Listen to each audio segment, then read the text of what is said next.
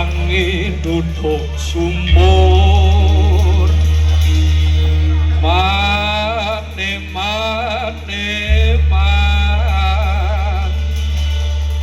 menawa metu banyune tak rewangi totolan umur sore-sore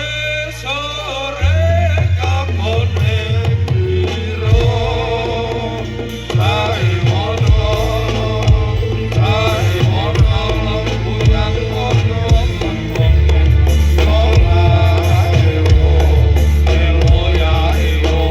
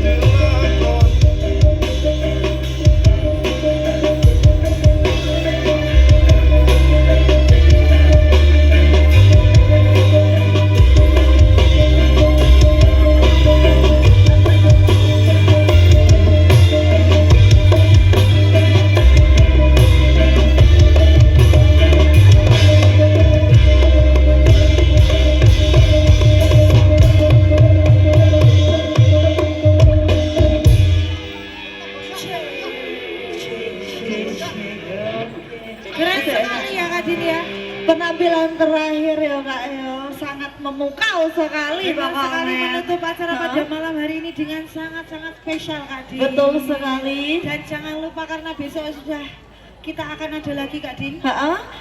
Hari terakhir last day, jadi untuk seluruh masyarakat tetap jangan lupa untuk hadir di acara UMKM ini ya Kak ya, karena besok hari terakhir, Betul sekali. hari perpisahan kita ya Kak. Hari perpisahan kita, jadi kita tunggu kehadiran teman-teman semua yang ada di sini untuk kembali ke sini ya. Dan juga tentunya. teman-teman yang ada di live.